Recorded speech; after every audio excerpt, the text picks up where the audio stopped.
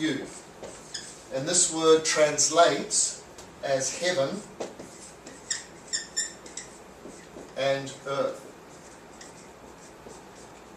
So the word Feng Shui was not used until I think about 260 AD. There was a writer called Guapol, and he was the first to coin this term Feng Shui. With all of the Feng Shui classic books up to that point, it had a variety of names, and this was one of the most popular. And this idea of can or heaven is like all the interesting Taoist material on the invisible world, on cosmic chi, on the constellations and the movement of the planets, and chi in an invisible, etheric way. And the Taoists were very, very clever with their yin and yang. They knew how to map the invisible world, as well as, of course, the visible world, as being a reflection of that. The only tools I have to teach you Feng Shui is yin and yang. So this heaven chi is referred to as the more yang chi, and earth's chi the more yin. So out of this comes a particular school that is in popular books called the Compass School of Feng Shui. So the Compass School methods are very, very interesting. They involve things like a personal astrology reading. They involve the use of the compass. They involve the analytical approach of directions.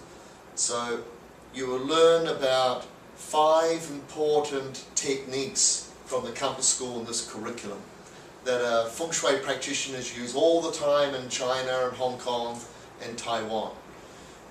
Some of them are a little bit tricky to use, but I take you through the process of learning them. I've got very, very good workbooks, and we go in a step-by-step way with this. And over here, this school here is called the Form School.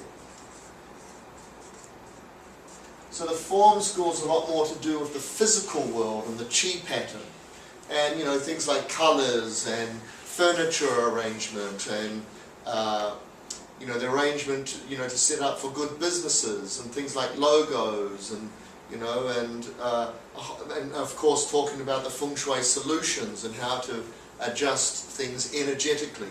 And we talk about plants, and so the first module that's starting this Friday is all about the Form School, because that's the foundation. That is the gross level, the physical level, what you can see, touch, taste, paint, colour, etc. And of course that we have an immediate reaction to the shapes of things, the colours of things, the feeling of things. This is very much about your instinctual feeling side in terms of the art of Feng Shui, in terms of design. I'm constantly taking you through the principles that you can apply here for a house that is already built or for a house that hasn't been built yet. So in this module you'll learn about the solar design house, the energy efficient house. We will design the ideal Feng Shui house. We'll go through what is, the bedrooms, the bathroom, the toilet, the office, the ideal. We'll go through health factors like electromagnetic fields. I mean, culturally, people, as you know, are getting very sick and run down and losing their energy and their chi. And there's a lot of factors in our modern age that is weakening people, including very sick buildings and a lack of life force, and also things like electromagnetic fields that most people are completely oblivious to. They don't understand the effects of them.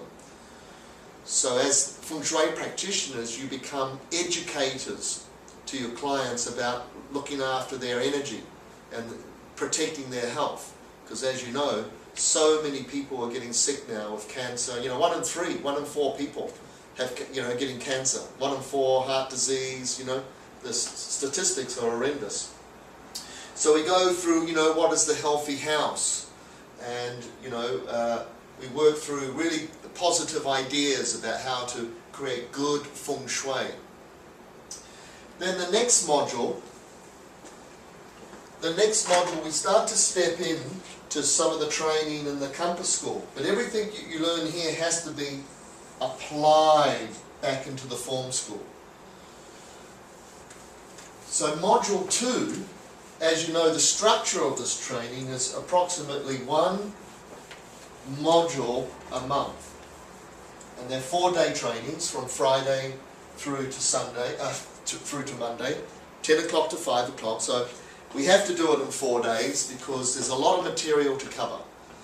And 4 days is just right. I mean, 5 days you're burnt, right? And 3 days is simply not enough for me, right? So 4 days I've discovered just works perfectly for everybody.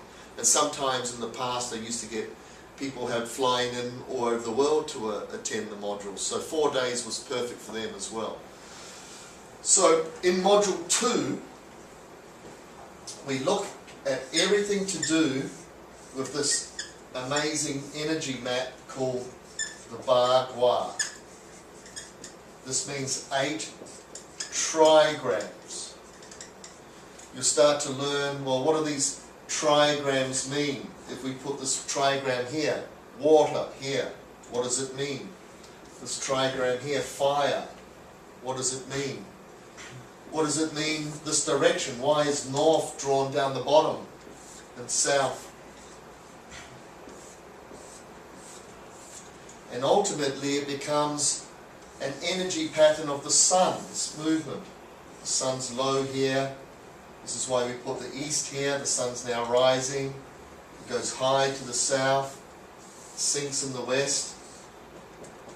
So everything in these patterns that the Taoists have come up with, you find directly into nature. That's the beauty of the study.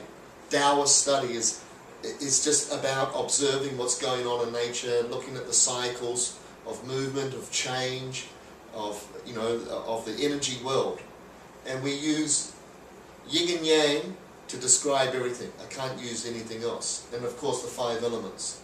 So all of this you can directly relate back to, well, yes, that makes sense. The sun is low here, and yes, then it rises into the east, into the south, etc. So that is the way Qi operates. That's the universe we live in. And of course, we are from the universe, so we have this inside of us.